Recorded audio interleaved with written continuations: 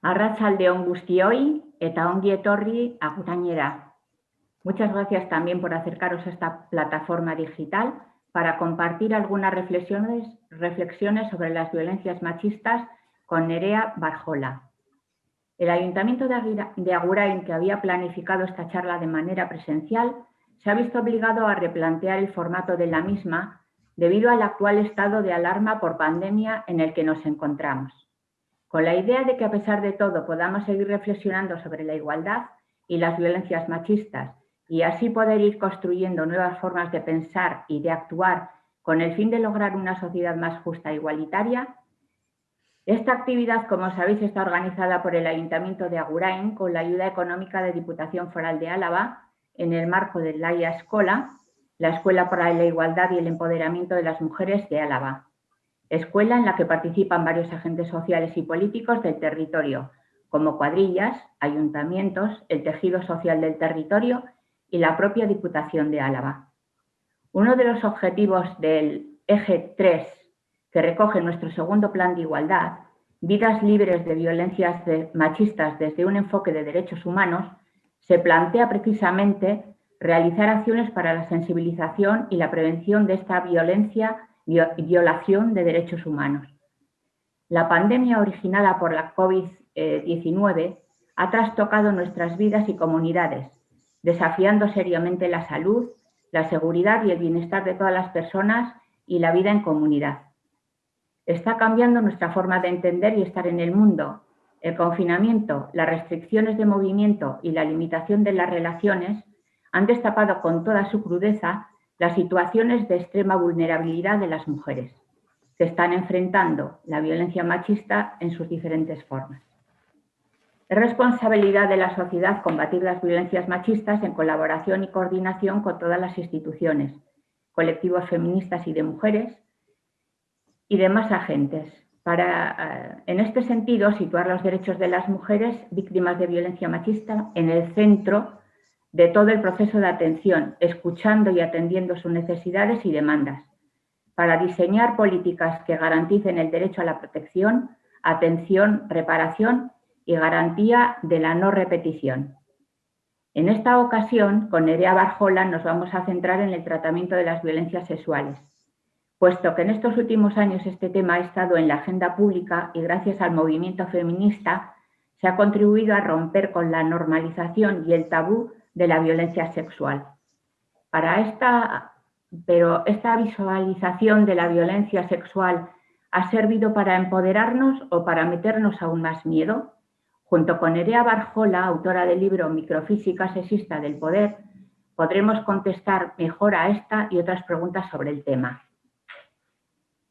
Pero antes de entrar con Nerea Barjola, voy a dar un poco a conocimiento, una breve presentación de lo que es su currículum. Nerea Barjola, activista feminista, escritora doctora de Feminismos y Género para la UPV y licenciada en Ciencias Políticas y de la Administración, ha centrado su trabajo académico en la reflexión en torno a las representaciones de la violencia sexual y cómo éstas determinan o coaccionan las prácticas de las mujeres. En 2013 presentó y defendió su tesis doctoral, Las representaciones del peligro sexual y su influencia en las prácticas de las mujeres a partir del crimen de Alcácer. En 2013 presentó y defendió su tesis, El caso Alcácer y la construcción del terror sexual, Virus, edición 2018. El objetivo de la tesis y de la publicación de Microfísica fue resignificar el crimen de Alcácer como una narración política de alto impacto para la vida de las mujeres, un relato sobre el terror sexual en la década de los 90. En esta misma línea de trabajo ha seguido publicando y elaborando diferentes artículos y estudios de investigación. Los trabajos no representativos, que me corrija luego Nerea si es que algo digo diferente, La tesis doctoral, las representaciones, el peligro sexual y su influencia en las prácticas de mujeres a partir del estudio del crimen de Alcácer, 1992. Libro publicado en 2018, Microfísica sexista del poder, el caso de Alcácer y la construcción del terror sexual. Luego, en Placer y peligro, politizando el debate sobre la violencia sexual, aquí estamos, puzzle de un momento feminista, en Acalez, Madrid, 2019, páginas 129 a 147. Génova Pernois, Tranquilas, historias para ir solas por las noches, Lumenez, Madrid, 2019, páginas 203 a 222. Para la Agencia Catalana de Juventud, pendiente de publicación en 2020, Cuerpos, Feminismo y Transgresión, análisis de las violencias sexuales sobre mujeres jóvenes en Cataluña. Y ahora, para que comience Nerea, que es lo que todas estamos esperando, y dinamizar esta charla, contamos con la conocida periodista Aitziber Pérez de Cárcamo, a quien doy paso para que presente a nuestra invitada de hoy. Aitziber, adelante. Arratsaldeon, Ana, arratsaldeon eta eskerrik asko zuri, Ana Gorospe, Aguraingo udaleko zinagotzia, eskerrik asko udalari, Aguraingo udalari hitzaldia hau antolatzeagatik, eta Laia eskolari, Arabako emakumeen jabekuntzarako eta berdintasunerako eskolak antolatutako hitzaldi honetara ongi etorria ematen dizuegu. Badakigu unelatzak izaten ari direla eta bereziki azkenengo asteotan COVID-19ak asko kolpatu ditu Agurain eta oro har Arabar Lautada. Beraz, hemendik besarka handi bat, etxeetan zaudeten hori, pazientzia, elkarri zaindu eta hemendik aterako garela elkarrekin. Laia eskolatik asmoa da jarraitzea, Arabako emakumeok batzen, hausnartzen, ikasten eta hori da gaur eskaintzen duguna. Etxeko ateak ezin ireki gabiltzala, gaur zuen ordenadoretako leihoak zabalduko ditugu eta bertiatik sartuko zaigu, Ana Gorospek esan bezala, Nerea Barjola. Feminismoetan doktorea Euskal Herriko Unibertsitatean, eta politika eta administrazio zientzietan lizentziaduna dena, eta noski, aktivista edo feminista militantea.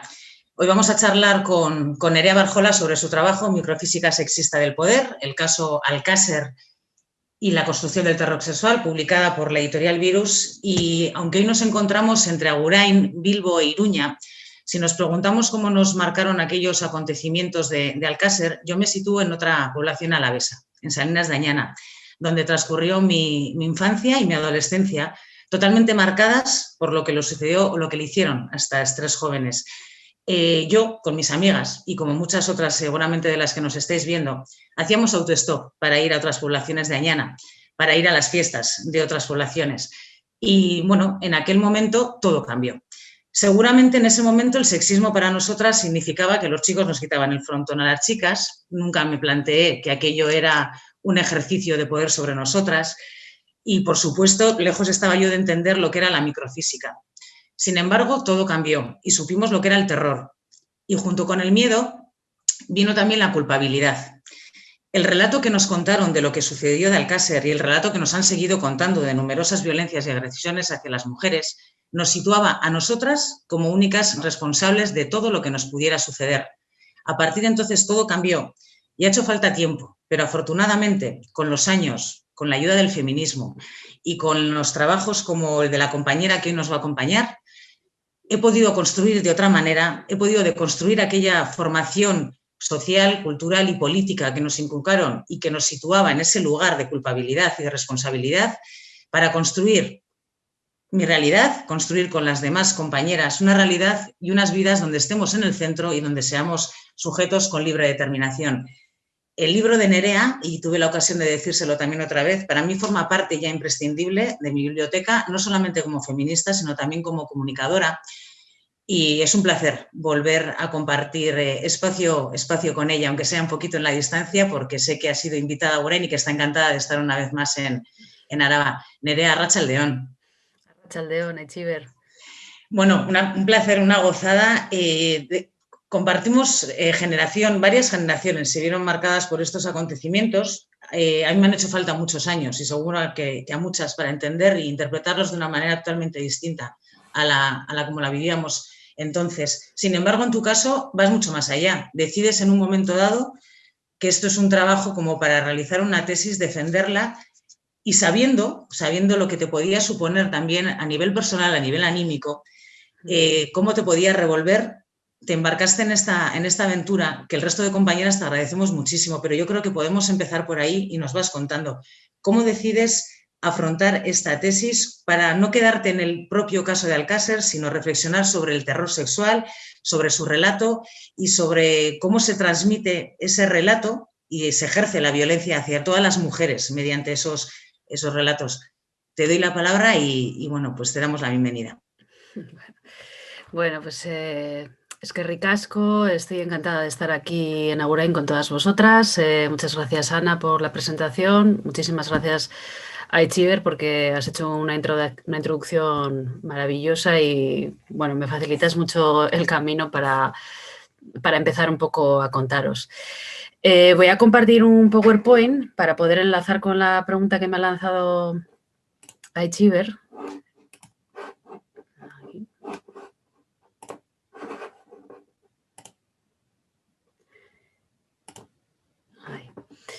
Parcatu, Nerea, mira, Sí. mira, empezamos, pero ya lo siento, la poca costumbre, pero me perdonaréis, Sí. que se me ha olvidado decir algo importante. Yo te voy a lanzar preguntas, pero la gente que nos está viendo, que se hubiese acercado a tu charla y nos está viendo desde casa, tiene opción de hacerlo también. Voy a facilitar un número de teléfono al que podéis mandar vuestras preguntas, que leeremos al final de la charla, mediante WhatsApp o Telegram. Es el 600 771183. E importante también, para que estas charlas lleguen al mayor número de mujeres posible, agradecer a Rosa y a Sonia que estén con nosotras y que nos faciliten mucho las cosas, sobre todo a las personas que tengan algún tipo de dificultad y que están ahí haciendo una labor estupenda con la lengua de signos. Nerea, ahora sí ya no te interrumpo más, adelante. Vale, bueno, muchas gracias. Me puedes interrumpir todo lo que necesites, o sea que muchas gracias. Nada, pues retomo la pregunta lanzada y os cuento un poco cómo llego a hacer este trabajo. Es verdad que en el momento en el que decido hacer este trabajo, pues no sopesé bien el efecto emocional que iba a poder tener en mí, porque al final, bueno, pues estamos en el 2020, ya llevo casi 11 años con este tema. Ahora digamos que estamos en un momento como tranquilo, dulce, pero bueno, realizar ese trabajo y todo lo que supuso hacer la tesis doctoral, a mí me pasó una factura emocional bastante potente, ¿no? Porque trabajar las violencias sexuales nunca es sencillo, pero además enfrentarte a lo que fue el relato sobre el peligro sexual de tu adolescencia, pues todavía menos, ¿no? Bueno, en el momento en el que decido hacer este trabajo, estaba militando en la Asamblea de Mujeres de Vizcaya, en la Comisión de Antiagresiones, y también estaba haciendo el máster de Feminismos y Género de la UPV. Me había leído un libro que para mí fue muy importante, Teoría King Kong de Virín Despentes, y bueno, para mí era importante esta idea que relata muy bien Virín Despentes en el libro, ¿no? Es una forma diferente de conceptualizar la violencia sexual, ¿no?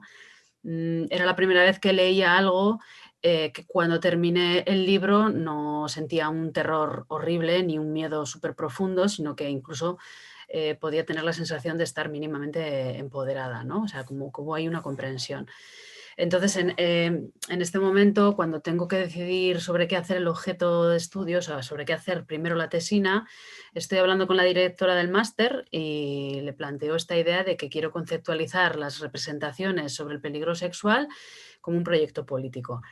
En un momento de la conversación ella me pregunta qué edad tengo, le digo, bueno, es que soy, bueno, qué año nací, le digo que soy del 80 y entonces me dice, entonces tú te comiste todo el caso Alcácer, ¿no? Y cuando fue nombrar la palabra Alcácer, pues a mí me vino todo un imaginario de terror brutal, ¿no? Y pensé que quizás ahí podía estar el objeto de estudio, ¿no? Entonces la idea era un poco analizarlo, acercarme al objeto de estudio, o sea, acercarme al caso Alcácer, a la narrativa, de construirla, ¿no? Empiezo con esta portada del libro en referencia a la cantidad de narrativas sobre el peligro sexual que tenemos en nuestra vida, ¿no? Esta de aquí del centro es la portada del libro, nos costó mucho encontrarla, bueno, la editorial ahí hizo un trabajo súper importante, pero es verdad que todas las propuestas que me enviaban, a mí no me gustaba ninguna porque me parecía que tenía que ser una portada muy concreta, que tuviese también un poco de empoderamiento. Y ya en las últimas imágenes que me mandaron me dijeron, bueno, pues de estas 3 que te mandamos, de aquí tiene que salir la portada. Y menos mal porque estaba esta, que es de una ilustradora, es un collage de una ilustradora catalana, Carmen Maguén, maravillosa.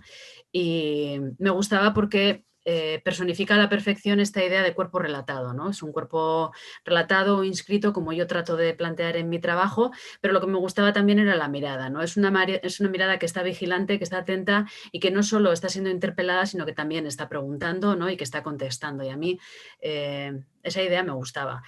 El resto de imágenes que os pongo tienen que ver con la cantidad de narrativas sobre el peligro sexual que nos rodean, ¿no? Desde esta que está a mi izquierda, que es original de la época de Jack el Destripador, ¿no? Bueno, hasta diferentes titulares, desde la agresión en Iruña hasta Alcácer, pero también aquí vuelvo a centrar esta idea de que ya con las narrativas sobre Jack el Destripador también había un movimiento potente de feministas que salieron a la calle y que ilustraron contranarrativas al peligro sexual, ¿no? Entonces me parece que esta idea, nada más empezar, me apetece dejarla clara, ¿no? Es como, bueno, no solo generamos contrarrepresentaciones a las narrativas sobre el peligro sexual, sino que también creamos narrativa, ¿no?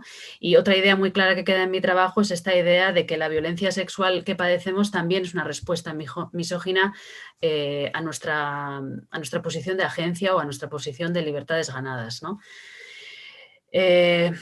Desde aquí, a partir de ahora, os voy a intentar explicar en qué ha consistido mi trabajo. Voy a esbozar algunos conceptos teóricos que he trabajado, pero también voy a poner bastantes recursos audiovisuales pues, para tratar de explicarlos. Como estamos haciendo una presentación online, no puedo poner imágenes sobre Alcácer, suelo poner imágenes sobre los programas de Alcácer para analizarlas, pero al ser online no puedo hacerlo, principalmente bueno, porque tienen marca de agua, es decir, que no se pueden reproducir. Pero también lo hago con un doble sentido, ¿no? Si las imágenes que yo pongo aquí, pues las grabamos y luego las colgamos en Internet, lo que a nosotras nos sirve para analizar el terror sexual, si las colgamos en Internet, a otras personas les sirve para producir y reproducir terror sexual, ¿no? Bueno, empiezo con esta imagen y con esta frase. Esta frase me ha acompañado durante todo el proceso de investigación y esta imagen también, por lo menos estaba puesta en mi ordenador cuando escribía la tesis y cuando reformulé para escribir el libro. Y esta frase es de Foucault, que dice hacerlo todo visible para hacerse a sí misma invisible, ¿no? Y la idea es un poco esta, o este es el eje hacia el cual yo me he acercado para hacer el análisis, ¿no? Del caso Alcácer lo conocemos todo, pero en realidad de que cualquier relato sobre el peligro sexual, es decir, nos hablan tanto de todas las características cruentas y de todo lo terrorífico que se hace muy difícil visionar qué es lo que se esconde detrás, ¿no? Y lo articulo con esta imagen porque esta es una imagen, es la primera fotografía que se consiguió que apareciera una persona, ¿no?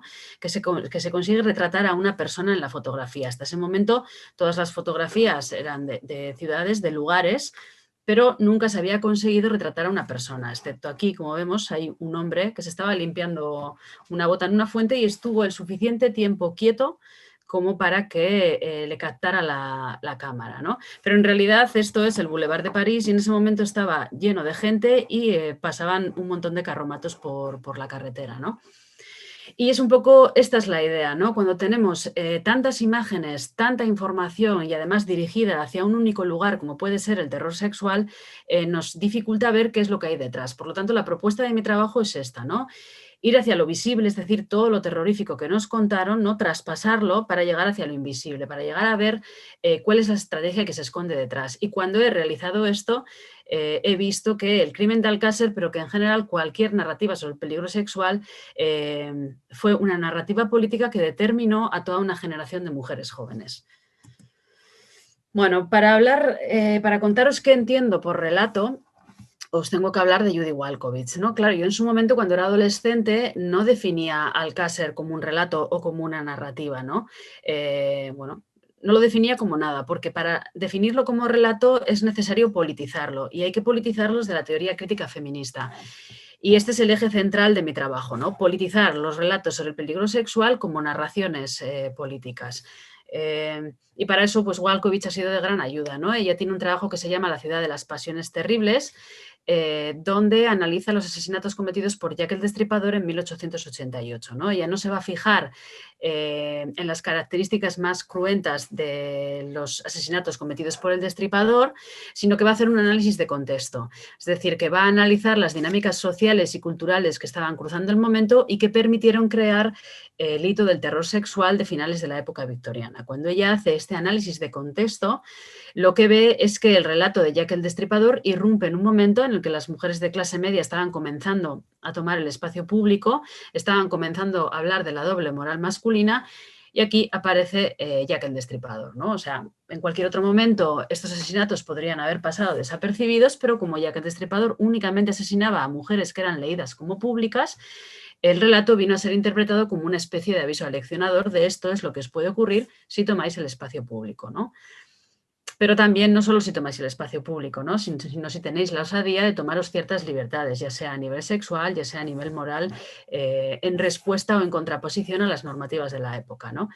Esta misma idea yo la voy a extrapolar a mi trabajo, es decir, yo no voy a analizar lo cruento del crimen de Alcácer, no voy a ver de nuevo, ni voy a hablar otra vez de lo que les ocurrió a las 3 adolescentes asesinadas, sino que voy a hacer un análisis de contexto. Voy a ver cuáles fueron las dinámicas sociales, políticas y culturales que cruzaban el momento y que permitieron crear el hito del terror sexual de finales de la época, de la década de los 90, ¿no?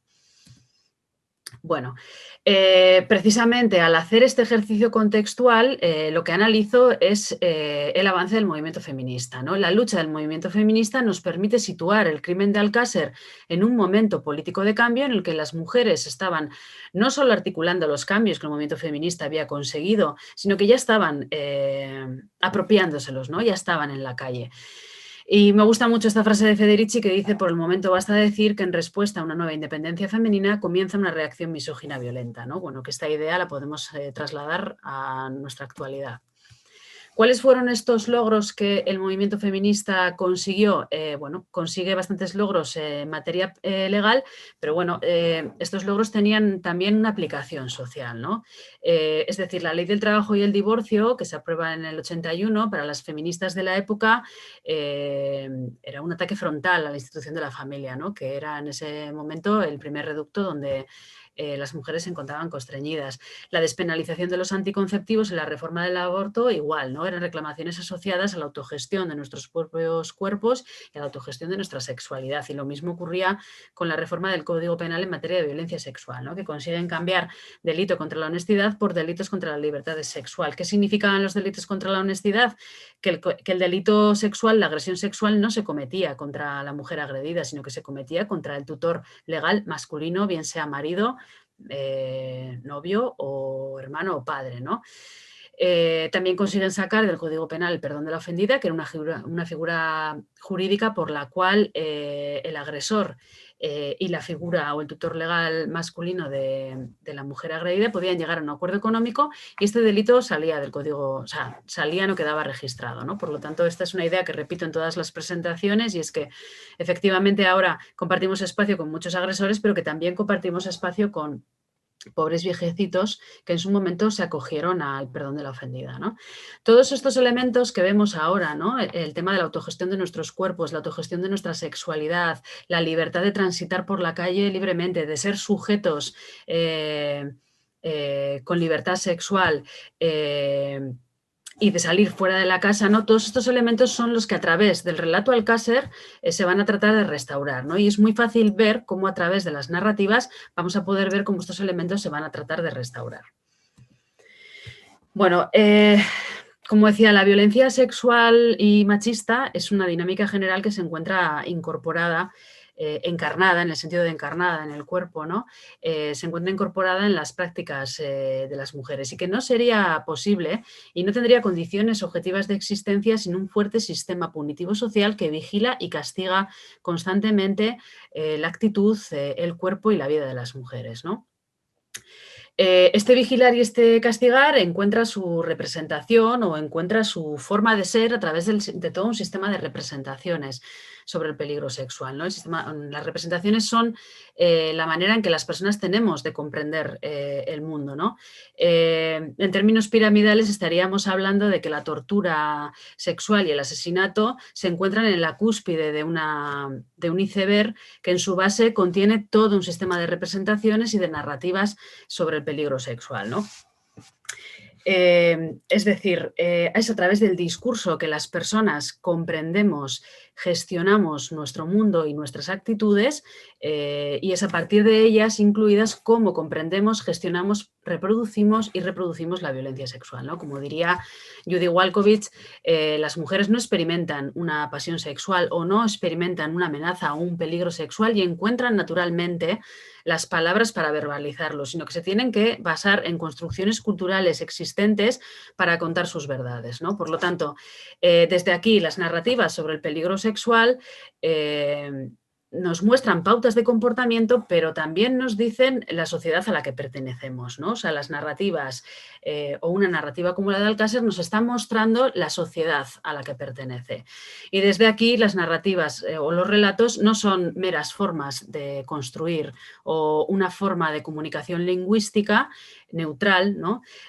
Sino que es una forma de producir, reproducir, sostener y gestionar la violencia sexual, ¿no? O dicho de otra manera, las narraciones sobre el peligro sexual son representaciones políticas, son proyectos políticos que se encarnan y que tienen unas consecuencias importantes en la vida de las mujeres. Pongo estas imágenes de Foucault. Bueno, esto es el panoptismo de Foucault, que es una forma arquitectónica que él define y que es muy interesante para mi trabajo también porque, bueno, él plantea la construcción de la cárcel con este formato que veis aquí, ¿no? Donde en el centro, bueno, este concepto, el panoptismo no es de Foucault, pero él lo desarrolla de esta manera, donde pondría una torre en el centro, una torre vigía en el centro, la cárcel sería redonda y desde el centro se pueden observar todas las celdas y se pueden observar todos los movimientos de todas las personas que están presas. Pero, sin embargo, las personas que están presas nunca llegan a saber si dentro de la torre efectivamente hay alguien observando. Y esta es la idea básica de cómo funcionan las representaciones sobre el peligro sexual, porque controlan nuestro cuerpo sujetando nuestras ideas. Es decir, no es necesario saber que te están vigilando para creer que te están vigilando, ¿no? Bueno, uno de los conceptos que quiero compartir con todas vosotras son los textos prescriptivos. Es un concepto de Foucault que a mí me ha servido mucho para definir los relatos sobre el peligro sexual, ¿no? Es un concepto muy sencillo. Él lo que dice es que los textos prescriptivos serían todos aquellos textos que no importa cuál sea su formato, es decir, que puede ser un discurso, un diálogo, una radiofonía, una nota a pie de página en un periódico, no importa cuál sea su formato, pero que su objetivo va a ser proponer normas de conducta.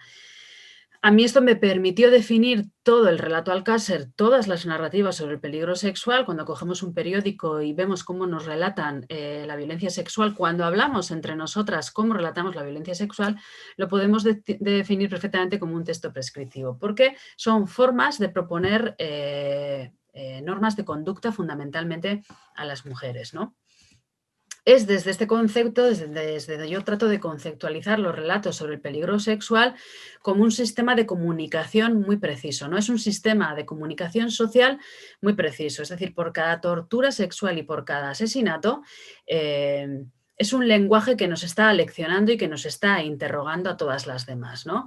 Y por eso también planteo en mi trabajo que las representaciones sobre el peligro sexual no son única y exclusivamente la estructura que da base o que cobija a la violencia sexual, sino que son en sí mismas violencia sexual, ¿no? Y es aquí donde podemos volver a hablar de esa pirámide, ¿no? Es decir, que la tortura y el asesinato, digamos que están en la cúspide, pero todo lo que sujeta a la violencia sexual es un sistema muy preciso de comunicación social y es responsabilidad del conjunto social, ¿no? Al completo. Os pongo unos ejemplos que estaréis cansadas de verlos, ¿no? Porque bueno, pues, es un caso muy conocido, que hablan perfectamente de esta idea de texto prescriptivo, ¿no? Y de cómo este texto prescriptivo no tiene por qué ser obvio, ¿no? Porque aquí, por ejemplo, los titulares parecen, en teoría, pues como neutrales, ¿no? dentro de lo que un titular puede ser neutral, porque no existe la neutralidad y muchísimo menos en un sistema patriarcal, ¿no? Pero pone 5 detenidos por una presunta agresión sexual en la primera noche de San Fermín, lo mismo ocurre con El Periódico, lo mismo ocurre con informativos de Telecinco, etcétera, ¿no?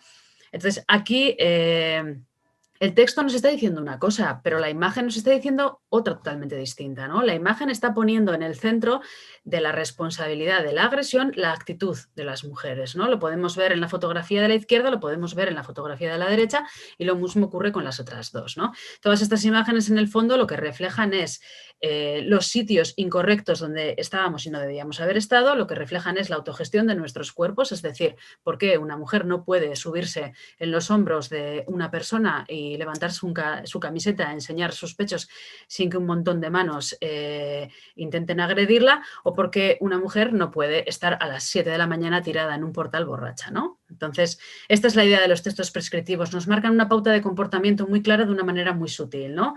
Bueno, ha habido una agresión, el titular es básico, pero la imagen nos está dando una información diferente. Y aquí es donde llego al concepto de las disciplinas, ¿no? La disciplina es otro concepto de este filósofo de Foucault, que a mí me resultó muy interesante y que he querido intentar extrapolar a mi trabajo para utilizarlo como una herramienta analítica feminista, ¿no? Este autor lo que hace es hacer una descripción y un ejercicio de descripción de las formas de ejercer castigo sobre los cuerpos y de cómo éstas han evolucionado del antiguo régimen a la modernidad, ¿no? Y lo que plantea es que en el antiguo régimen había un castigo descarnado en la Plaza de los Pueblos, ¿no?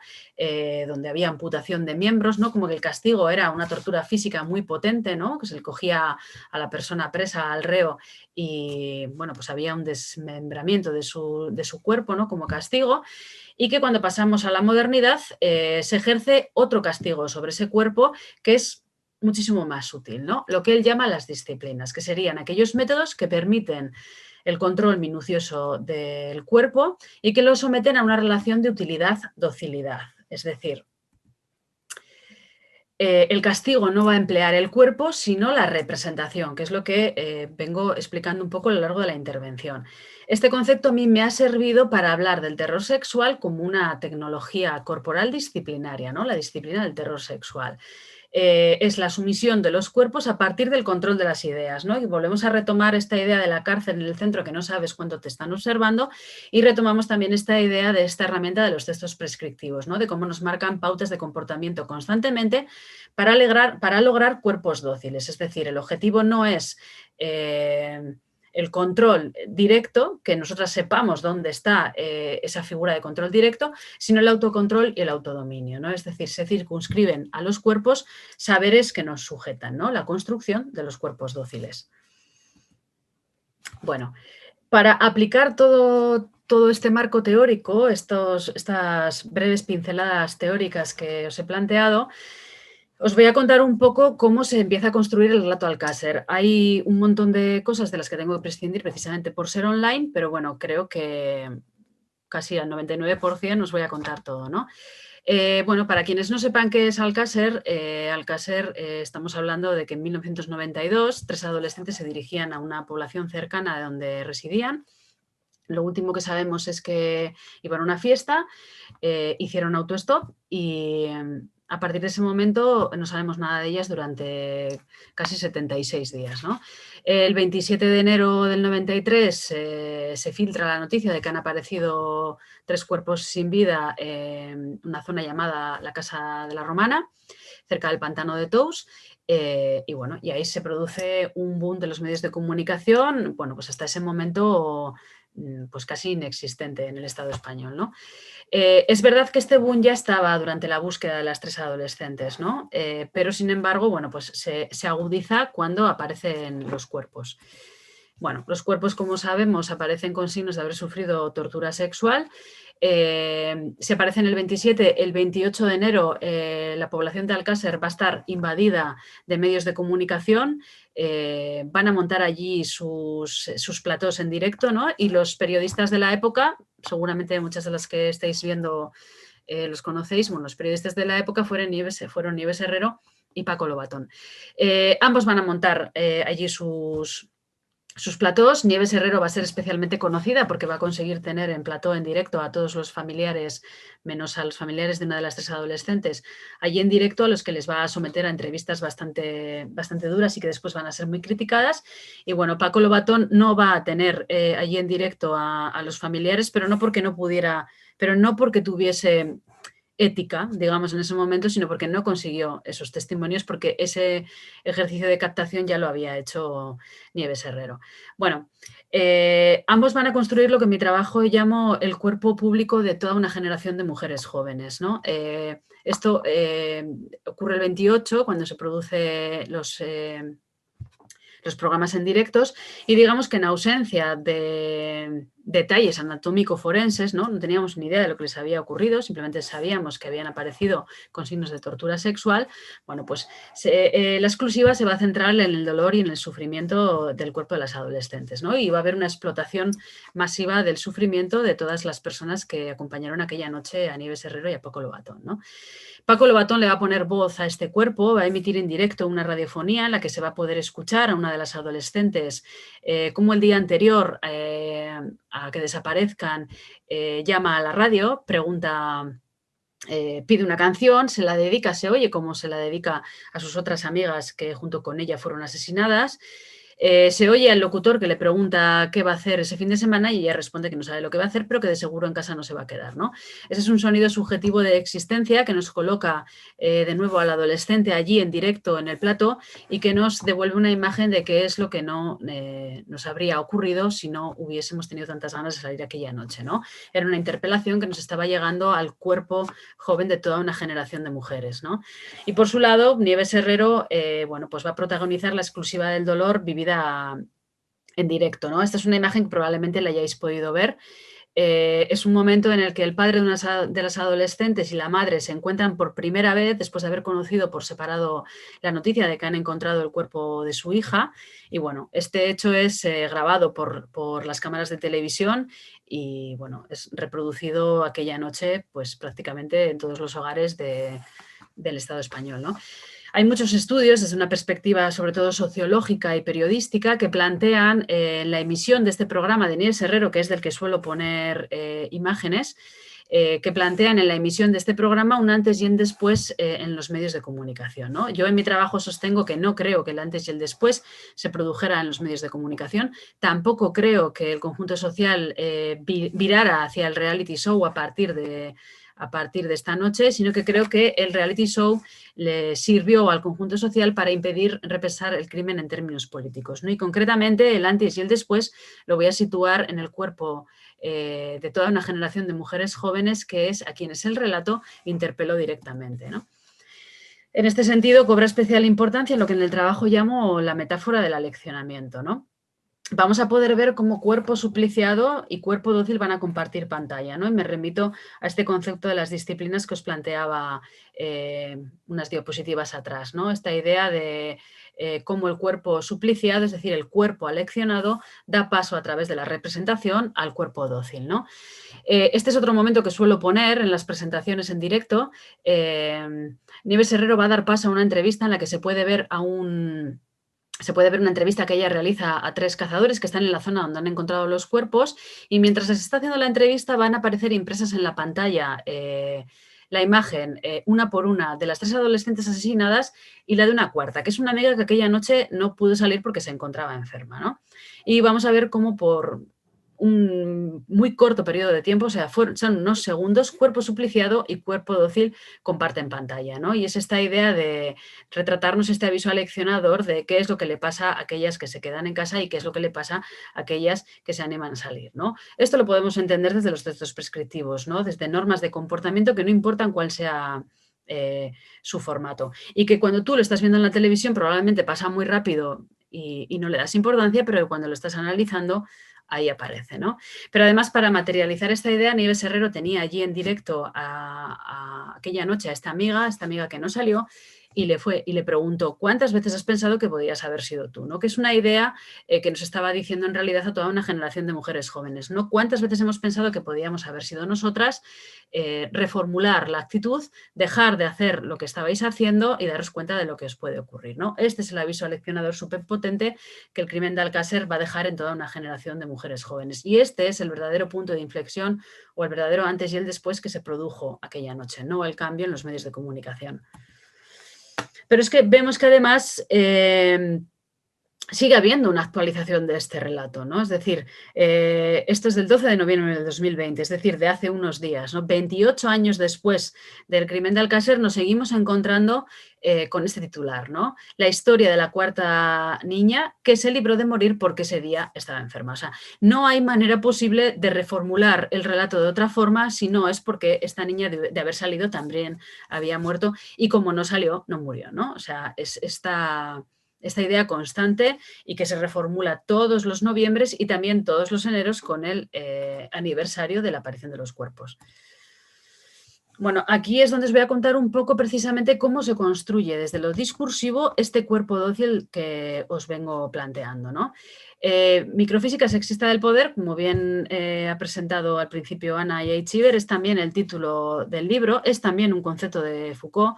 El concepto de Foucault es microfísica del poder y él define la microfísica del poder como ese poder difuso que todas las personas ejercemos, pero que no se sabe bien quién lo posee. Es decir, que todas las personas producimos y reproducimos violencia sexual, violencia machista, pero es muy difícil saber quién está ejerciendo ese poder. Podemos saber quién lo ejerce, obviamente, pero hay otras formas muchísimo más sutiles que tienen que ver con la construcción de los cuerpos dóciles que lo ejercemos todas las personas del conjunto social. Para mí, este concepto estaba incompleto. Es un concepto súper valiosísimo que nos aporta un gran pensador como Foucault, pero a mí me parecía que le hacía falta romper el término y meter dentro de su variable sexista, porque ese poder que ejercemos dentro del conjunto social es profundamente sexista. Y empiezo con esta frase de Agamben que dice: cualquiera es íntimamente inocente, pero que el único inocente verdadero no es el que es absuelto, sino el que pasa por la vida sin juicio alguno. Si esta frase es así, si el único inocente verdadero es el que pasa por la vida sin juicio alguno, entonces el relato a quien va a culpabilizar es al conjunto de las mujeres, ¿no? Y concretamente a las 3 adolescentes y por extensión a las mujeres en general, ¿no? Es decir, a quién se juzga después de una agresión sexual y a quién se absuelve, ¿no? El relato Alcácer, como todos los relatos sobre el peligro sexual, va a cimentar sus bases sobre la culpabilidad de las mujeres, ¿no? El autoestop fue el límite traspasado por las 3 adolescentes que no deberían haber traspasado, ¿no? Todas las generaciones van a tener su metáfora de transgresión y la generación del 92, nuestro límite a no traspasar o aquello que hicimos mal y que no deberíamos haber hecho y por lo cual nos ha ocurrido lo que nos ha ocurrido, es el autoestop, ¿no? Y leo: la misma noche en que desapareció, había pedido a su padre que les acercara en coche a una discoteca distante poco más de 2 kilómetros de Alcácer. La madre de Miriam informó a su hija que su padre no se encontraba bien, al tiempo que le reconvenía y le indicaba que no eran horas para ir a la discoteca. Entre las 3 jóvenes no llegaban ni a 500 pesetas, por lo que ni siquiera podrían haber entrado en la discoteca. O sea, que ¿para qué fueron? Y cuando apenas les quedaba un trayecto de 10 minutos a pie, en cambio subieron al coche. Bueno, esto no es una forma neutral de contar la noticia, ¿no? Sino que está recreando la idea de que la responsabilidad de lo que les ha ocurrido fue de las 3 adolescentes. Seguramente ahora os vienen a la cabeza un montón de titulares que sigan en esta misma línea y que están de actualidad, ¿no? Nos tenemos que ir hasta Alcácer, hasta un 28 de enero y leer el Levante Valenciano para darnos cuenta que esto sigue ocurriendo ahora mismo. El exponente máximo de esta idea lo voy a encontrar en un libro de Fernando Martínez Lainez que dice: lo de esas niñas, por ejemplo, pudieron haber caminado un poco más, les faltaba poco para llegar a la discoteca. Y sin embargo, por no seguir andando otros 10 minutos, eligieron ponerse en manos de la suerte. Es una tendencia de las víctimas al mínimo esfuerzo, a cortar por un descampado, fiarse de un desconocido, hacer autoestop, menospreciar la nocturnidad, lo que favorece la acción de los asesinos. Es decir, las responsabiliza directamente de haber sido torturadas y asesinadas sexualmente, ¿no? ¿Cuáles son los pilares que el conjunto social desde el discurso y para la creación de los cuerpos dóciles va a proporcionar para que este tipo de asesinatos no vuelvan a ocurrir? Y aquí es donde empezamos a ver cómo todos los pilares del movimiento feminista que os he contado al principio se tratan o intentan volver a reestructurarse desde lo social y desde el relato, ¿no? Es decir, que todos los miedos y todas las ansiedades sociales van a tener que ver con las libertades ganadas por las mujeres. Ricardo Gil, alcalde de Alcácer. El crimen ha servido de revulsivo para que las familias cumplan sus obligaciones paternales.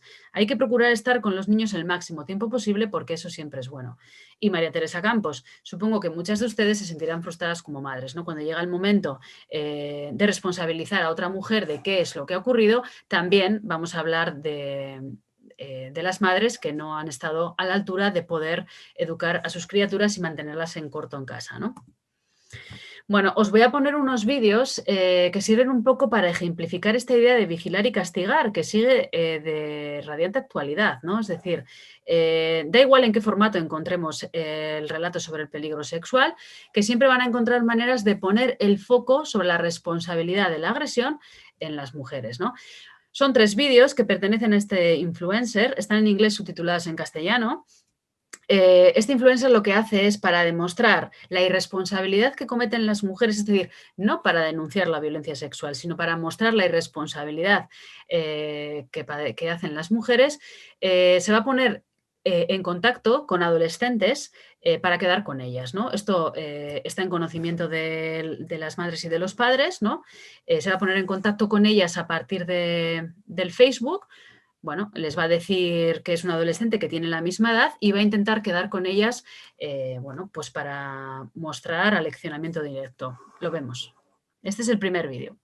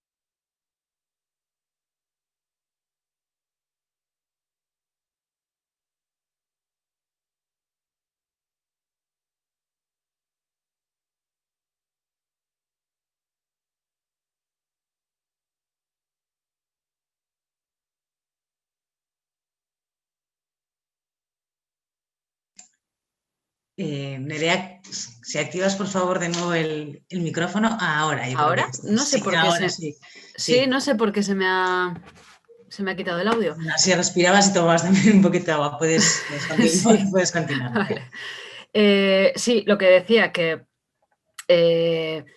realmente si la adolescente no ha sufrido un impacto brutal porque ha tenido un encuentro, una agresión sexual en la calle, se encuentra, aparte de la actitud paternalista de influencer, ¿no? O sea, de cómo le echa allí la bronca delante del padre, durante toda la estructura del vídeo es como terrorífico, ¿no? También es esta imagen desde que ella sale de casa, como le vigila, que es esta idea de que siempre hay una mirada sobre nuestros cuerpos, una mirada vigilándonos, cómo llega allí y ni siquiera se le deja reformular la situación, ¿no? Ni siquiera se le deja decidir a ella si quiere darle una paliza a este chico con el que ha quedado por mentirla, ¿no? O sea, ya es que directamente se la coloca en el lugar del victimismo, se le suprimen todos sus derechos que ha estado ejerciendo hasta ahora libremente, como el libre tránsito o la libre decisión de poder quedar con quien le dé la gana, y el foco siempre está puesta en su responsabilidad, no en la responsabilidad de él. Es decir, que el padre, en lugar de echarle la bronca a ella, debería estar echándosela a él, ¿no?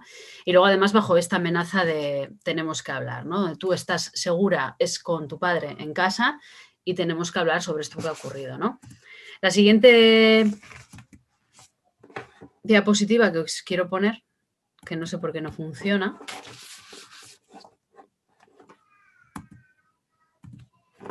No me deja.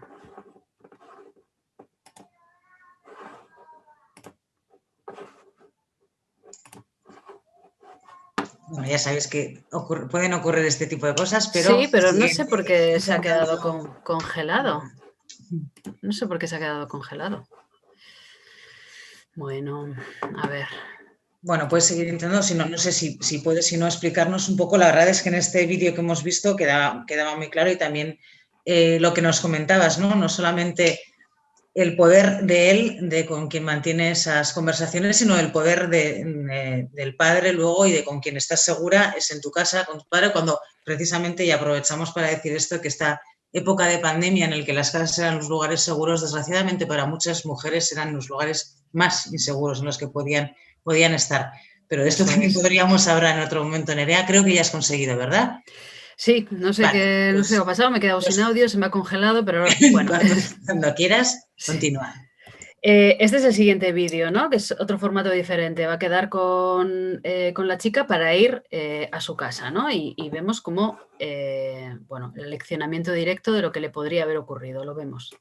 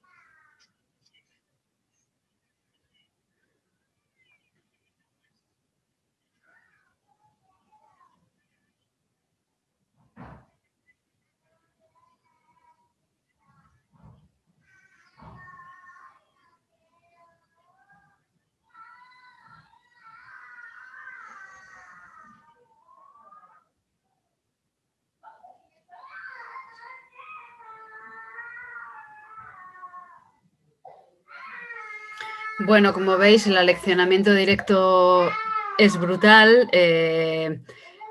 Al final la chavala sale, le echan la bronca y ella dice, lo siento, ¿no? Reformulo la situación y reformulo la actitud y no vuelvo a hacerlo. Bueno, no sé si estáis escuchando ahora mismo a mi hijo que está gritando por detrás, ¿verdad? Porque vale. Ponemos el tercer vídeo. Que sigue esta misma estructura, ¿no? Es un aleccionamiento en distintas situaciones que te pueden ocurrir, ¿no? Y en este caso, el influencer va a quedar con la chica que la va a subir a su furgoneta, pero detrás están su padre y su madre, ¿no? Lo vemos.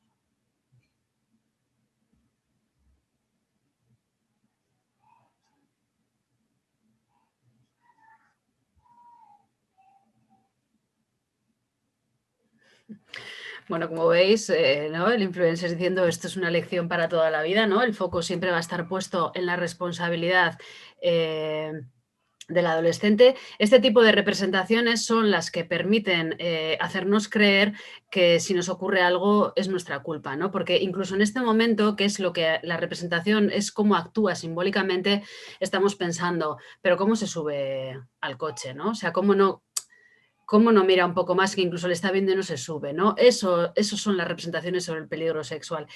Donde no tenemos bien identificado que la responsabilidad no es nuestra, ¿no? Y que del hecho de subirnos a ese coche significa que nosotras sabemos dónde nos hemos metido, ¿no?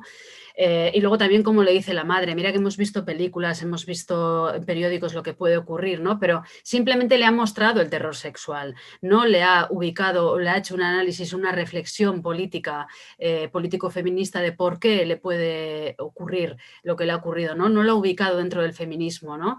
No le ha dado herramientas para hacerle frente.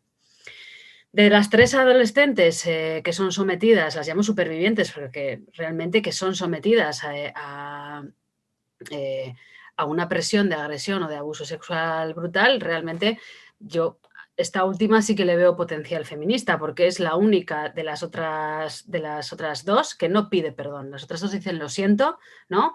Pasan el susto de su vida y reformulan la situación, pero sin embargo esta se queda así con los brazos cruzados como diciendo, bueno, la que os espera ahora va a ser peor que la que me habéis montado, ¿no? O sea que hay esperanza. Y no he podido evitar sacar este pantallazo y lo enlazo con esta idea que muy bien ha introducido Aichiber, de que me parece insólito e increíble que su padre se encuentre encapuchado dentro de la furgoneta con una camisa que pone papá, ¿no? Y esto nos remite a esta metáfora de, como bien decía Aichiber, es esta idea de que la violencia sexual no solo se comete a través de las redes sociales, no solo se comete en un callejón, sino que gran parte de la violencia sexual o un gran porcentaje de la violencia sexual es cometida por personas o por hombres de nuestra confianza y en el ámbito privado, ¿no? Entonces, esto también hay que tener en cuenta. Y otra cosa importante de estos vídeos que os quería poner, aparte de enlazar toda la teoría que os he explicado, tiene que ver con esta idea de las representaciones sobre el peligro sexual. Cómo estamos pensando por qué se ha subido el coche, pero también cómo cuando aparecen noticias de que una adolescente ha sido agredida por 5 o por 6 hombres en un parque de noche que ha conocido a través de internet, nosotras donde volvemos es a esto, ¿no? A estos ejercicios de aleccionamiento. Y cuando la policía saca comunicados diciendo que las mujeres no pueden quedar por internet con ningún hombre, sigue esta misma estructura, esta misma narrativa sobre el peligro sexual, donde la responsabilidad es nuestra, tanto si nos pasa como si no.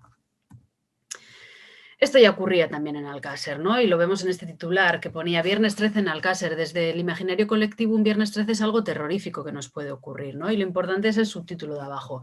La población valenciana quedará marcada por el trágico autoestop de Míriam, de Desiré y de Toñi. Es decir, que la responsabilidad recaía en la actitud que ellas tenían, ¿no? Y si queríamos estar vivas y si queríamos que no nos sucediera lo que les había ocurrido a nuestras compañeras, teníamos que renunciar al libre tránsito, a la posibilidad de viajar de un lado a otro sin la necesidad de depender de un hombre, que eran quienes tenían los medios de transporte. Teníamos que renunciar al autostop, ¿no?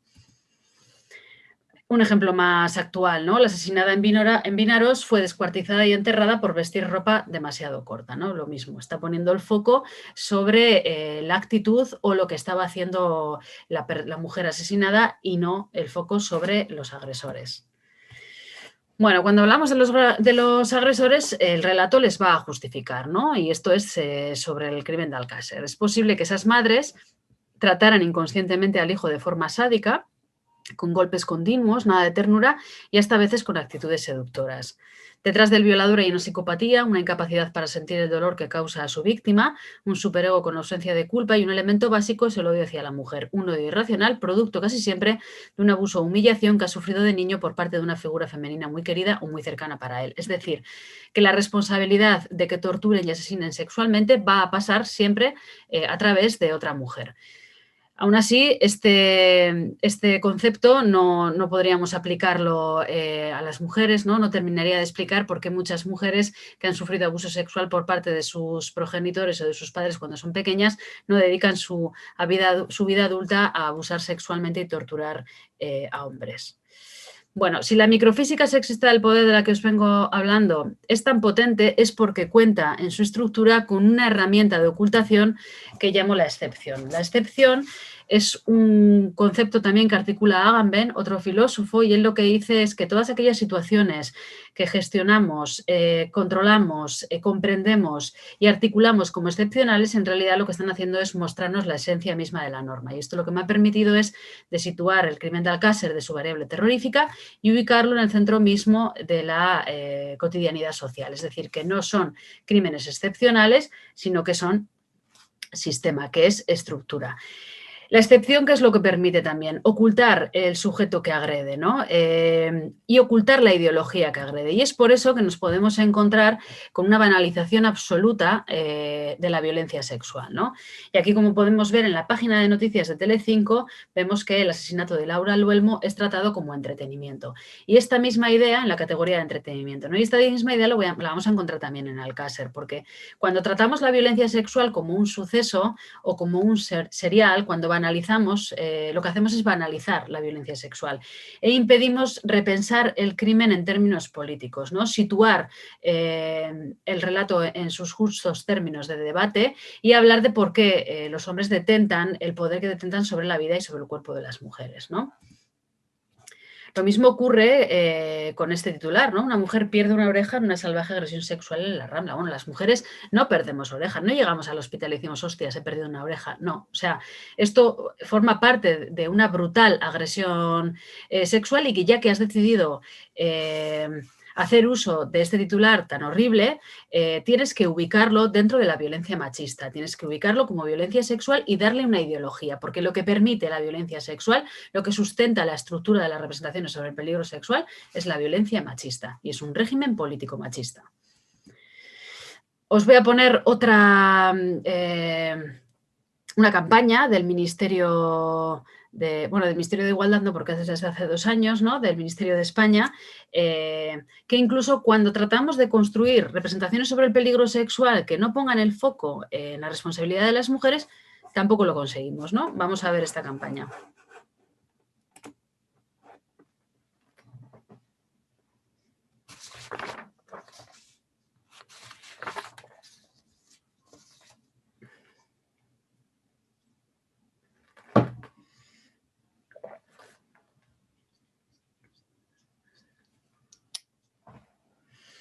Bueno, aquí ocurre lo mismo. Aquí se está responsabilizando a la mujer de no cortar a tiempo y es pasar por alto todo el difícil proceso y todo el itinerario de salida de la violencia y lo difícil que es para una mujer cerrar el ciclo de la violencia en su vida, ¿no? Lo de corta a tiempo a un nivel conceptual es perverso porque le está responsabilizando incluso de su propio asesinato. Es decir, estamos llegando a decir desde un punto de vista conceptual que hemos consentido ser asesinadas, ¿no? La violencia sexual es un aprendizaje corporal que incorporamos desde que somos muy pequeñas, ¿no? Y que está en las dinámicas culturales y sociales. Por lo tanto, esta idea de cortar a tiempo es prácticamente imposible. Con toda esta cantidad de representaciones sobre el peligro sexual que nos están diciendo que la responsabilidad siempre es nuestra o que aquello que vemos no es real y que forma parte de nuestra imaginación, es muy difícil salir del ciclo de la violencia y muchísimo más cuando el agresor es una persona conocida. Es tu pareja, tu expareja o es tu padre o es un familiar cercano. Con este tipo de campañas no estamos haciendo prevención, no estamos ayudando, sino que estamos responsabilizando a la mujer de la violencia y del asesinato. ¿Qué ha ocurrido con mi trabajo también? Que es verdad que ha tenido un impacto potente. Me han hecho muchísimas entrevistas, algunas de ellas me he sentido reflejada, en otras no. Pero bueno, este que os pongo en concreto forma parte del Le Monde Diplomatique, ¿no? Que va a publicar 2 párrafos, bueno, no, más de 2 párrafos, 2 hojas completas de mi libro, por eso no hay ningún problema, pero no es que lo haya escrito yo, sino que publican directamente el libro y me plantan al lado esta fotografía. Mi trabajo no tiene nada que ver con una mujer ensangrentada, ¿no? Y me gusta mucho esta frase de Butler que dice: La circulabilidad de la imagen permite al acontecimiento seguir sucediendo, por no decir incluso que gracias a estas imágenes el acontecimiento no ha cesado nunca de ocurrir. Es decir, incluso cuando se lo das súper masticado, cuando les haces un trabajo de deconstrucción del relato sobre el peligro sexual y lo planteas dentro de los términos del debate político-feministas, me ponen el texto, pero me plantan al lado esta imagen, me rompen el texto y el acontecimiento no ha cesado nunca de ocurrir porque siempre se formula como un relato sobre el peligro sexual. Y esto sigue ocurriendo ahora, porque para aquellas que tengáis Netflix o que hayáis visto el caso Alcácer, que por cierto vuelve a ser tendencia ahora en Netflix porque, como sabéis, estamos en el aniversario de la desaparición forzada de las 3 adolescentes, pues ocurre lo mismo. Los de Netflix me contactan para formar parte del proyecto y del documental.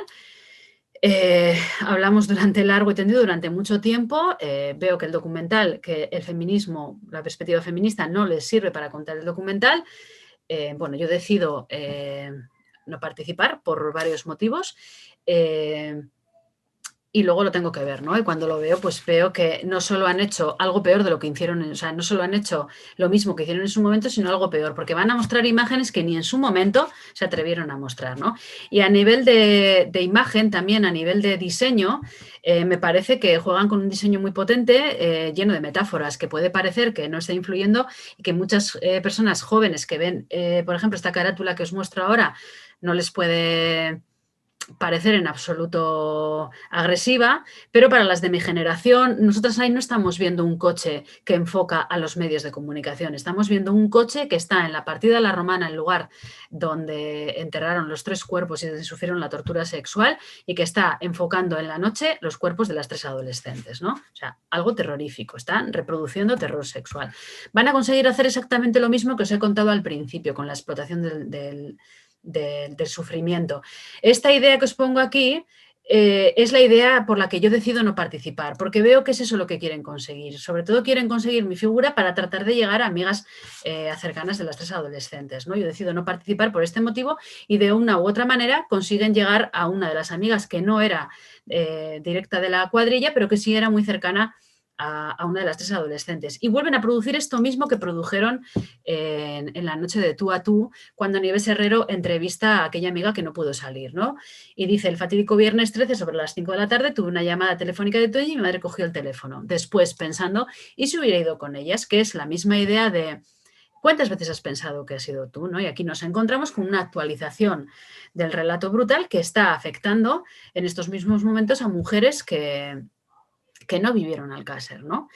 Pero seguimos con ello, porque claro, ¿qué es lo que ha producido la serie de Alcácer? Ha vuelto a producir un fenómeno fan, que si ya no tenía suficiente fenómeno fan a través del cual se banalizó absolutamente la violencia sexual, lo vuelve a reproducir a niveles estratosféricos, ¿no? Los huesos hallados por un fan de la serie ni siquiera se cortan en hablarlo como fan y de la serie, ya no tenemos posibilidad alguna de hablar de violencia sexual, es sin más una serie de un fan de la serie de Netflix, pertenecen a una de las niñas de Alcácer. ¿Qué aporta este titular a nivel social? Nada, pero actualiza y reproduce violencia sexual y actualiza el relato e incorporamos la disciplina del terror sexual. No hace mucho se ponía en contacto conmigo una chica que, bueno, ella es actriz, que estaba haciendo un corto, que quería hacer un corto sobre violencia sexual y me decía: güey, es que yo tengo miedo con lo de Alcácer. Era una chica que cuando pasó Alcácer no había nacido, pero a través de la serie de Netflix ha incorporado el terror sexual de una manera brutal, ¿no? Para que veamos hasta qué punto tienen poder las narrativas sobre el peligro sexual. Muy brevemente, ¿qué es lo que queda de Alcácer? ¿Qué es lo que he comprobado a través de mi investigación? A través de las entrevistas, ¿no? He realizado varias entrevistas con perfiles muy diferentes. Y aquí es donde podemos ver cómo esas representaciones sobre el peligro sexual ya están incorporadas, encarnadas, ¿no?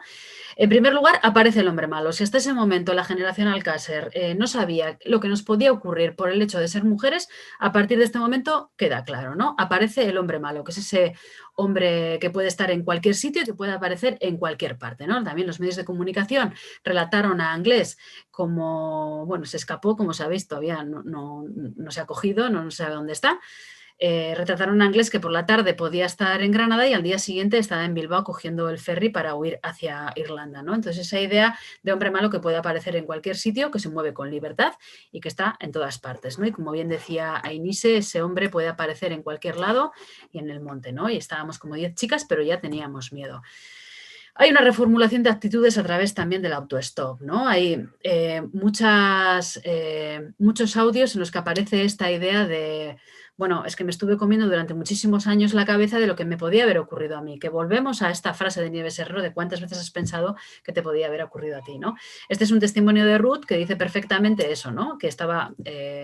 lo pasó súper mal con la idea de que ella también había hecho autostop, también lo decía al principio Aichiber, ¿no? Y que se le da una situación en la que está en clase de ética y que, bueno, un amigo de clase le dice, di tú que has hecho todo esto como las niñas de Alcácer.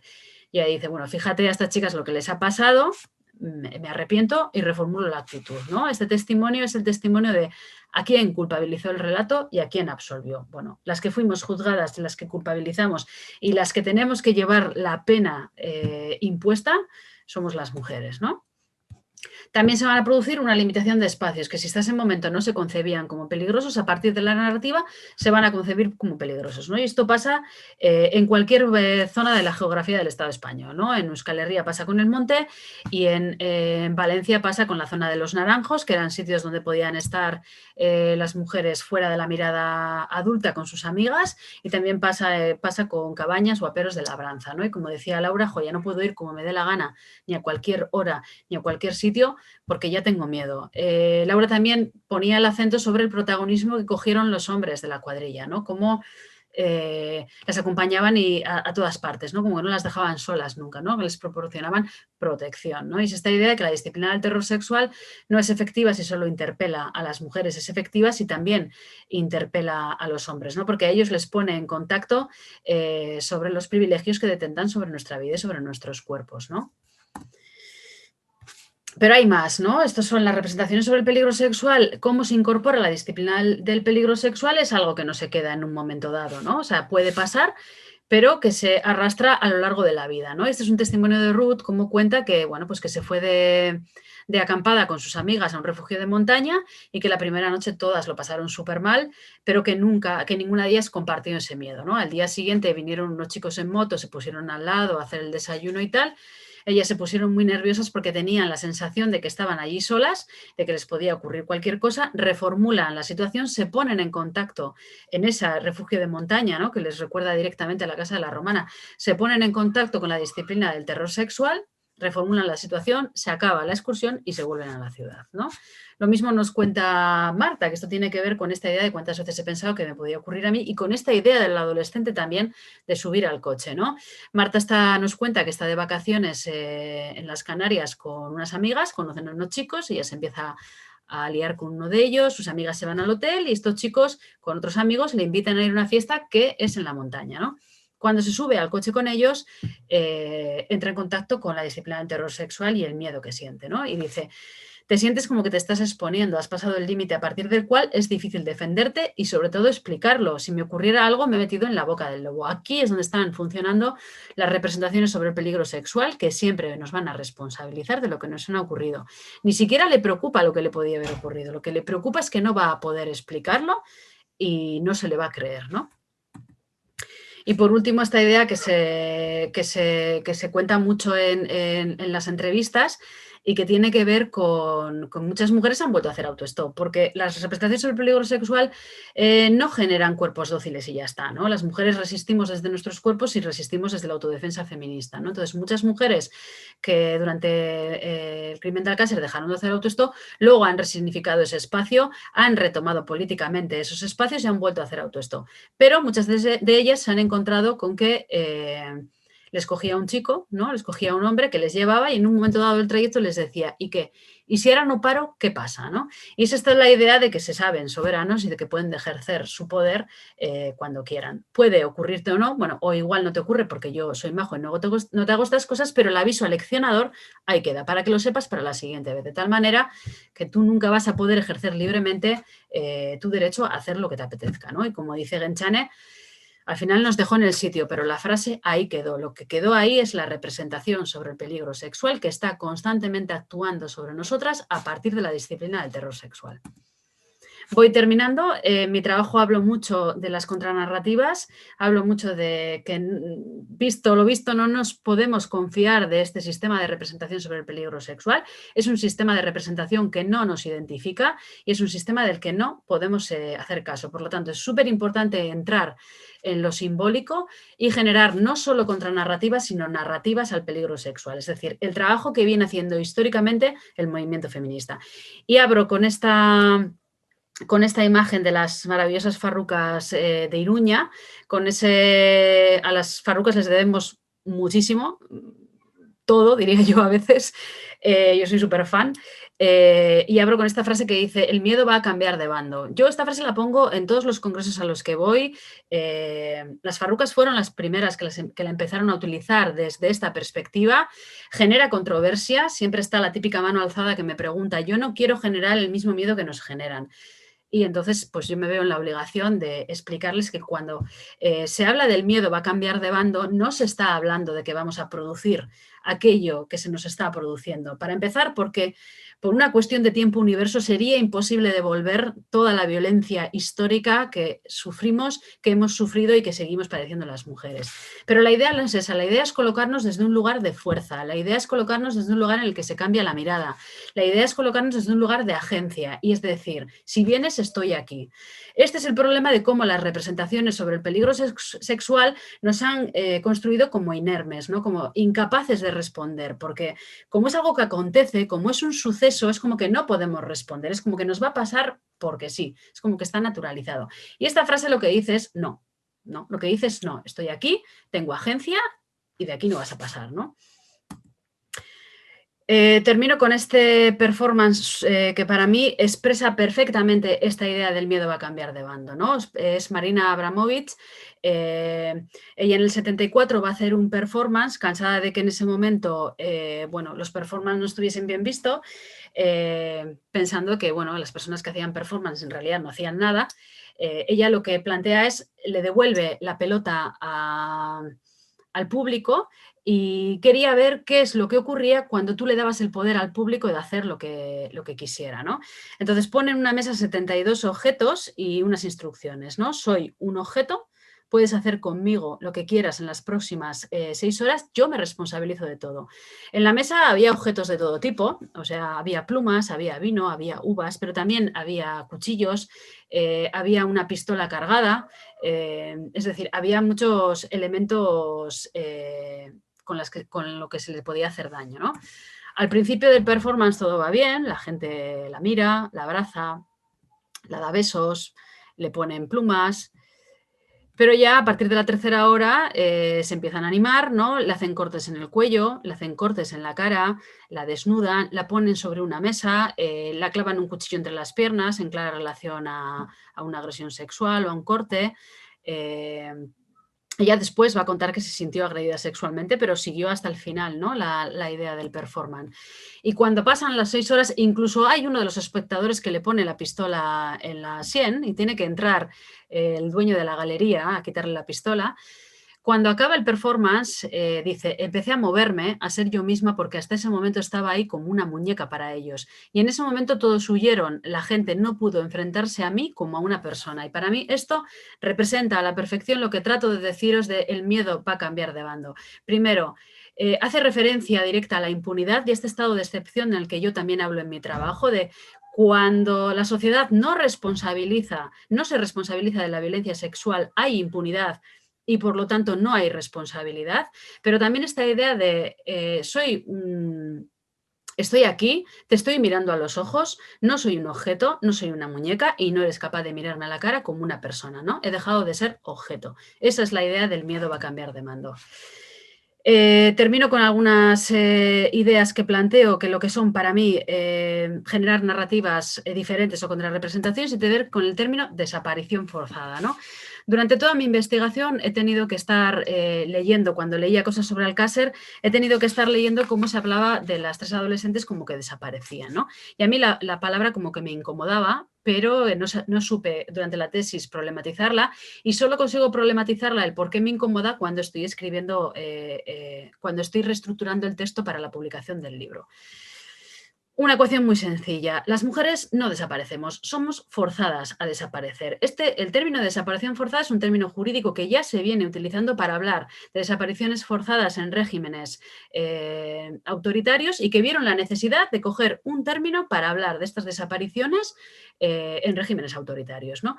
Y cito, que se arreste, detenga o traslade contra su voluntad a las personas o que éstas resulten privadas de su libertad de alguna otra forma por agentes gubernamentales de cualquier sector o nivel, por grupos organizados o particulares que actúen en nombre del gobierno o con su apoyo directo o indirecto. Desde esta definición es posible situar, esta definición me parece, propongo plantearla para las desapariciones forzadas de nuestras compañeras torturadas y asesinadas, ¿no? Es perfectamente extrapolada, ¿no? Situar los crímenes de violencia sexual y el análisis de los mismos dentro bajo la cobertura y en el marco de un régimen político sexista que permite la desaparición y la tortura sexual de mujeres por grupos organizados, véanse las manadas, o por particulares, y que actúan en nombre de un gobierno político machista, ¿no? El término desaparición forzada carece de neutralidad y resitúa las desapariciones en sus justos términos, ¿no? Es decir, resitúa el lugar de la desaparición como un sistema político y como un lugar político, ¿no? Un sistema que permite la desaparición y la tortura sexual de mujeres es un régimen político sexista bien definido. Tenemos que reasignarnos los relatos sobre el peligro sexual como hitos de lucha feminista. Ya sabemos lo que ocurre cuando los relatos son contados por el patriarcado, que disecciona el cuerpo de nuestras compañeras asesinadas. Tenemos que reasignarnos todos los relatos sobre el peligro sexual, todos y cada uno de ellos, desde el feminismo, como hitos de lucha y de cambio. El crimen de Alcácer podría haber sido un relato que hubiese cambiado todo, porque escenificaba a la perfección la violencia sexual y la ideología machista. Y sin embargo, se utilizó como un relato sobre el peligro sexual. Tenemos que reasignarnos los relatos. Y estoy hablando de reasignarnos el relato de Miriam, Toñi Desiré, de Nagore Laffage, de Sandra Palo, de Rocío Banikov, de Sonia Caravantes, de Diana Kerr, de Laura Luelmo, de tantas y tantas compañeras asesinadas y torturadas.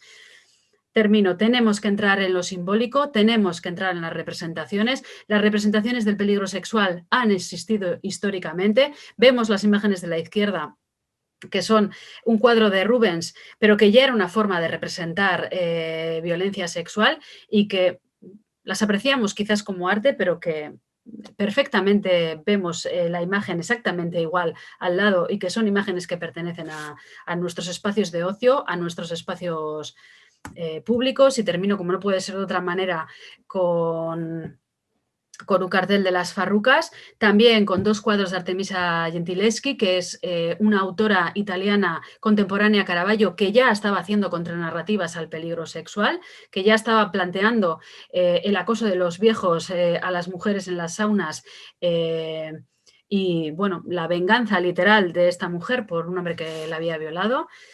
Termino con este cartel de las Farrucas, que controlan el texto, controlan la imagen, en ellas no hay nada de... está todo súper pensado y dice: nos hemos fortalecido ante todas vuestras violencias. Y es desde aquí y es este final el que yo le quiero dar. Muchísimas gracias y quiero pedir disculpas a la traductora de signos porque igual he ido súper rápida y... bueno, lo siento. Bueno. Rosa y Sonia, se lo agradecemos de nuevo. Nerea, están entrando preguntas.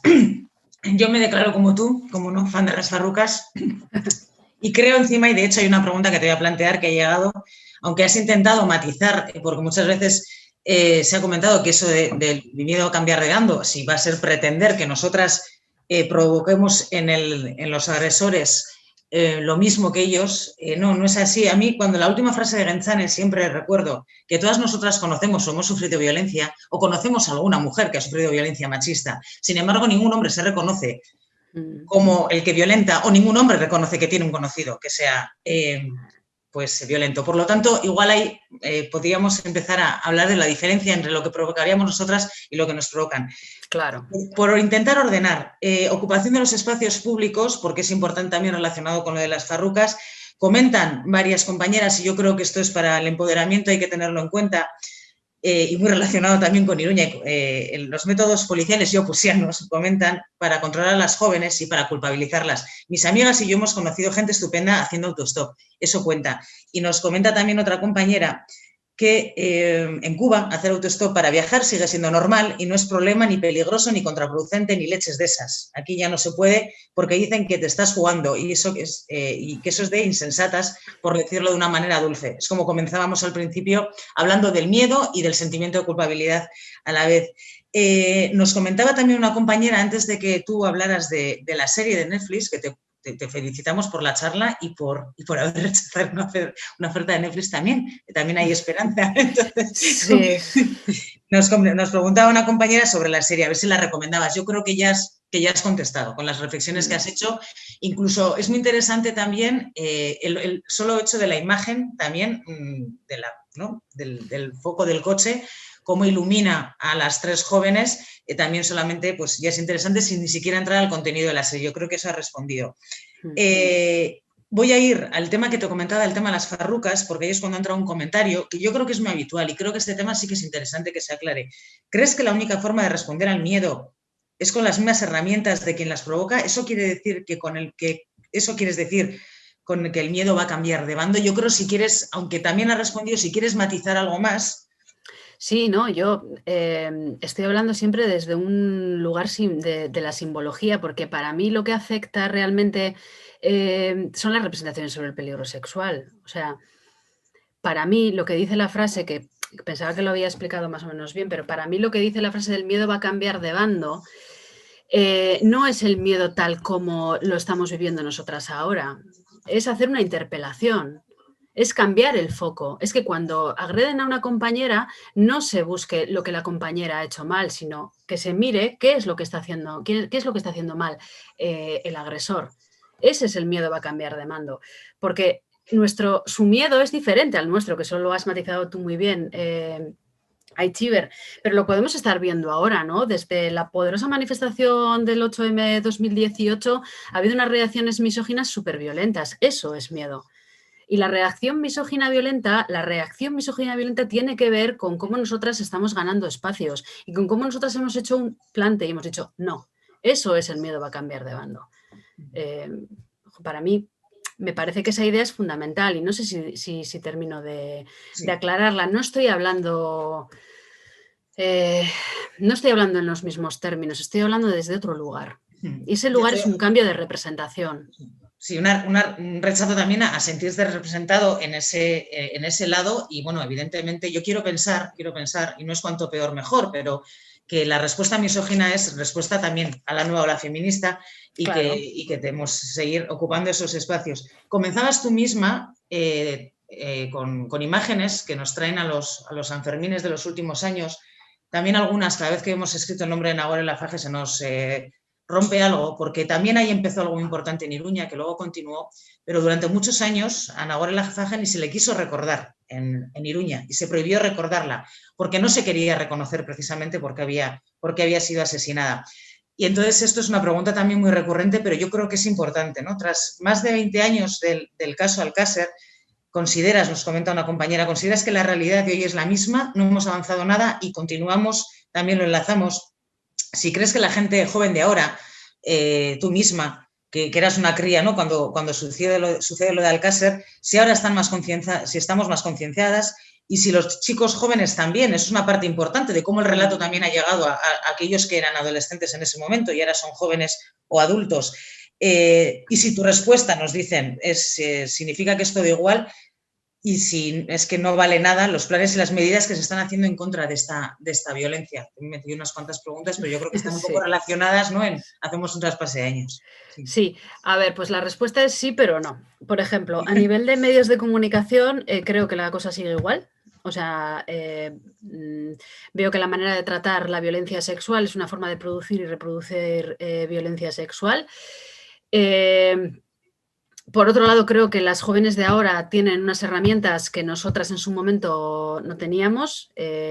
Los medios de comunicación ahora mismo se ven contrarrestados por una juventud muy potente que en 0,2 segundos les está recriminando algo a través de las redes sociales para bien y para mal, porque hay muchas compañeras que están siendo también acosadas y agredidas a través de las redes sociales. Es como las redes sociales es el micromundo o es la extensión del espacio público, ¿no? Pero en las redes sociales. Entonces, por un lado, o sea, yo lo que veo es que en los medios de comunicación seguimos dando la noticia, a menos que no se haga por un medio de comunicación especializado o que tenga detrás una persona con perspectiva feminista, es muy difícil leer un medio de comunicación al completo que tenga perspectiva feminista, a no sé que sean las compañeras de Picard Magazine, pero por ejemplo, lo paradójico es que tú en un mismo telediario o en un mismo programa o en un mismo periódico puedes ver artículos de opinión escritos con perspectiva feminista, pero luego unos titulares que producen y reproducen violencia sexual. O sea, y eso es así desde Alcácer. Hemos visto cómo con la agresión en Iruña del 2016 se han traspasado casi todas las líneas rojas que también se traspasaron en Alcácer, porque yo no entiendo que se publique, por ejemplo, la sentencia, no entiendo que la sentencia sea pública, pero aun siendo pública tampoco entiendo que desde un sector del periodismo se haya recreado una y otra vez en contar determinados detalles, o sea que desde ahí seguimos igual. Seguimos viendo cómo se banaliza la violencia sexual en programas de referencia que todo el mundo ve por las mañanas, tanto en Antena 3 como en Telecinco, se banaliza, o sea, no se hace una crítica sobre la violencia sexual y no solo eso, sino que luego estas mismas personas que llevan esos programas se identifican como feministas, entonces ahí hay como un lío que no sabemos muy bien por dónde nos da el aire. Y de lo que sí que estoy segura es que no estamos hablando de la misma generación, o sea, yo de verdad me emociono cuando veo a la juventud feminista tan potente que tenemos, y eso es así. Y a las carcas que lo nieguen, pues que digan que no hay relevo generacional es mentira, porque yo veo a una generación súper potente y las veo y alucino porque yo no tenía ni esa voz, ni esa capacidad, ni ese tan poco miedo que tienen ahora. Y también veo un adelanto positivo en los chicos, ¿eh? Creo que, bueno, que se está haciendo un trabajo. Y también quiero decir que hay trabajos muy malos en la institución, pero también hay trabajos muy buenos en la institución que lo están haciendo compañeras feministas y que se comen también unos marrones importantes. Y hay que visualizarlo y que si hay contrarrepresentación en la institución es porque ahí tenemos compañeras feministas. Y estas charlas son un ejemplo de ello. Tenemos que ir terminando, pero no quiero dejar sin plantear ninguna de las cuestiones que nos han enviado. Nos preguntan si conoces la campaña de mayor no quiero ser como papá. Sí. ¿Y qué piensas? ¿Qué opinión tienes? No lo sé. Tengo que analizarla mejor, no lo sé. Te lo preguntamos en la próxima charla, entonces. Sí, no, y es una pregunta interesante, porque es verdad que la conozco, pero que no la he profundizado y es una pregunta interesante. Pues continuamos, que teníamos alguna cosita más, no quiero dejarlo. Se felicitan por la charla, por el trabajo, nos indican que es un trabajo muy interesante para repensar cosas. También nos dan las gracias al Ayuntamiento de Agurain y a la IA Escola por la charla. Y quería hacerte una pregunta. Has hablado mucho del contexto, pero no le queda claro a esta persona qué es lo que ella entiende por terror sexual y sobre todo incluso entendiendo lo que dice, cómo se explican los crímenes y asesinatos machistas que realizan hombres concretos. El contexto no les está exculpando, tienen responsabilidades individuales, ¿no? Yo creo que ahí un poco sería más centrar en lo que es la responsabilidad individual y la responsabilidad colectiva. Tú hablas mucho de la responsabilidad también social, incluso de los medios de comunicación, como también representaciones sociales. No sé si va un poco también la pregunta por ahí, en el sentido de si hay responsabilidad individual, ¿no? Evidentemente en un crimen en concreto lo hay. Hombre, hay una responsabilidad individual obvia, pero la manera en que se construyó el relato Alcácer, cómo se publicaron todos los detalles, cómo se ha banalizado la violencia sexual, cómo nos han hecho creer que la responsabilidad de lo que les ocurrió a las 3 adolescentes tiene que ver con nuestras actitudes y no con las actitudes de los agresores, hay una responsabilidad colectiva. El terror sexual lo construye lo colectivo. Por supuesto que hay una responsabilidad individual, o sea, eso es obvio. Pero el terror sexual solo se construye en colectivo. Pues si te parece, Nerea, creo que tenemos que ir finalizando. Sí que es verdad que nos siguen llegando comentarios. Vamos a tener que hacer una segunda parte de la charla. Igual me he extendido yo demasiado.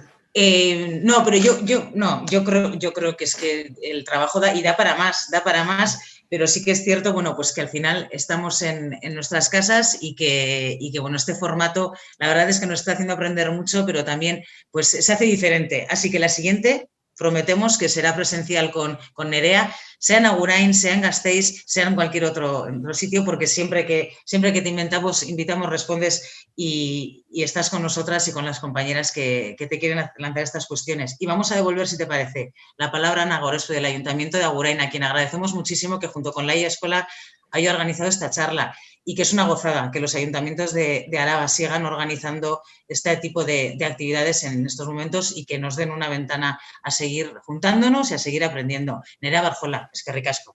Eskerrik asko zuei. Bueno, ahora, como todo lo bueno se acaba, pero antes de finalizar quiero aprovechar la oportunidad para agradecer muy sinceramente a Nerea Barjola por su brillante exposición, a Itziber por su buen trabajo, a Rosa y Sonia que nos han ayudado con la lengua de signos, a las instituciones por haber hecho posible la celebración de esta actividad. En el estado que nos encontramos ahora de pandemia y hacerlo virtual pues nos ha ayudado mucho. Y sobre todo a todas las personas que habiendo asistido y participado en esta actividad habéis contribuido a aclarar dudas que a todas nos hayan surgido. Al mismo tiempo, sí que desde lo que decís, desde la IA Escola, desde el Ayuntamiento, nos gustaría que si conocéis las personas que han estado participando en la actividad, conocen a personas que están interesadas en estos temas, pues que les recomienden que visiten la página web de Laia Plazara, donde volverán a ver y podrán disfrutar de este vídeo y de este trabajo tan perfecto que habéis hecho. Muchas gracias a todas y a todos. Muchas gracias. Eskerrik asko eta laster arte horren arte. Elkar ikusiko dugu. Eskerrik asko.